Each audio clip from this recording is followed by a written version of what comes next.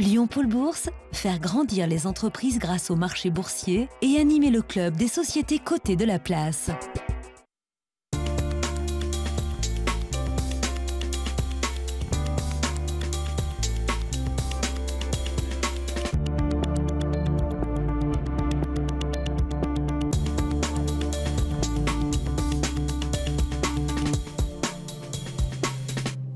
Bonjour et bienvenue dans Bourse et Valeurs pour tout savoir des entreprises régionales cotées sur TLM le week-end, le replay TLM.tv et puis les réseaux sociaux avec le hashtag Bourse et Valeurs. À suivre cette semaine, GL Events après la publication de ses résultats 2017. Chiffre d'affaires stable à 953 millions d'euros, résultat opérationnel courant en hausse de 7,2% à 85 millions et résultat net part du groupe en progression de 10% à 35 millions d'euros. En 2018, GL Events fête ses 40 ans et les 20 ans de sa cotation en bourse. En bourse, justement, à 25,25 €, le groupe d'Olivier Ginon affiche un léger gain de 3% depuis le 1er janvier et de 20% depuis un an.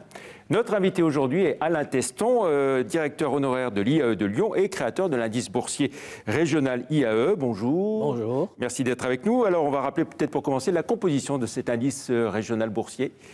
Oui, alors il y a 80 valeurs. J'allais dire... des petites, des grandes, des moyennes? Alors, un indice régional a forcément des petites et des moyennes, c'est ce qu'il a le plus. Mais l'originalité de cet indice par rapport à d'autres, c'est qu'il a aussi des grandes valeurs. Il n'est pas fait que pour des grandes valeurs, parce qu'il y a le problème de pondération ensuite. Mais il a aussi des grandes valeurs qui peuvent même figurer au CAC 40. D'accord. Et la pondération, la plus grande valeur, occupe quelle place de cet indice? Oh, la plus grande valeur... Est-ce qu'elle est limitée à... Elle n'est pas vraiment limitée, mais elle se trouve limitée dans le mode de calcul. Elle dépasse guère 10%. Voilà. Vous avez Casino, Michelin? Oui, tout à fait. Notamment? Oui, bien sûr, parce que c'est quand même des valeurs historiques régionales. Alors, l'évolution de cet indice, on va prendre les 10 dernières années, une progression continue, et on va le découvrir, avec un beau graphique et une belle courbe ascendante. Alors, on voit, on commence février 2008 avec la chute de l'été 2008, mais sinon, une progression continue. Oui, alors il y a eu première difficulté parce que, c'est une période qui n'était pas très facile, mais depuis, on peut dire qu'il y a une évolution à peu près continue et régulière, ce qui est quand même remarquable. Voilà, un petit à-coup aussi en 2011. Oui, bien sûr. Et puis, on a, depuis le début de l'année, une évolution qui, chaque début de mois, il se trouve, ça a été le cas. Alors, un peu plus cabossé, là, on va dire, depuis le début de l'année? Oui, un peu cabossé. Alors, ça se reprend en général à la deuxième quinzaine.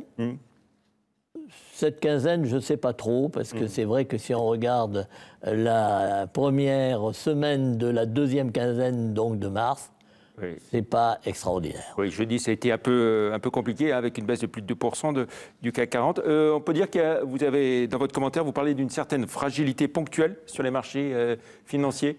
Oui, alors d'abord parce que la bourse ne peut pas monter indéfiniment, je crois qu'il faut le dire. L'indice régional, IAE Université Lyon 3, a l'originalité aussi, il n'est pas le seul, mais de ne pas intégrer les dividendes des sociétés. Ce qui veut dire que les performances que l'on a, c'est des performances de capital.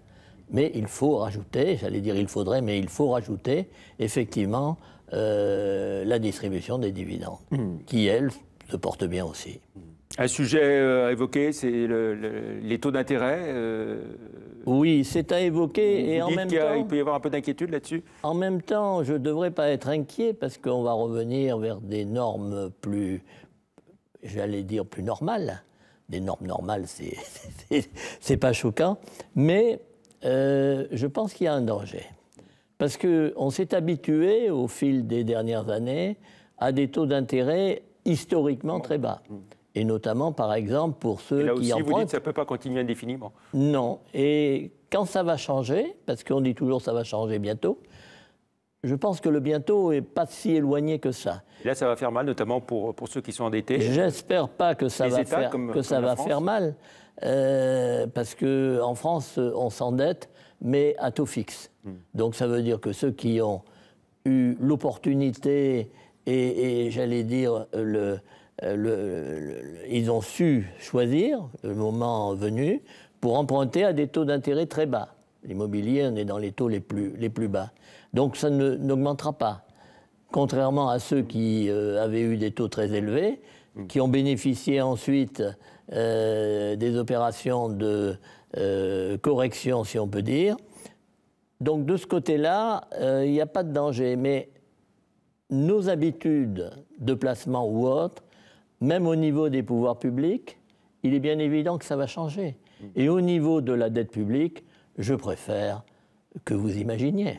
Bien sûr. Sur les résultats des entreprises, on voit qu'ils sont plutôt bons. Hein, dans tout ce qui les résultats sont bons. On parlait tout à l'heure du CAC 40, c'est très bon. Et dans l'indice régional, c'est bon aussi. C'est très bon aussi. C'est bon aussi. Voilà, donc on est confiant pour 2018 en bourse? Moi, je suis confiant, mais, et c'est mon tempérament, réservé. Très bien. Merci beaucoup. Merci. Alain Tesson d'être venu dans Bourse et Valeurs. Et puis c'est un plaisir. On se verra une autre fois pour une autre évolution de votre indice qui a plus de 30 ans. 31 ans et demi. Merci, au revoir.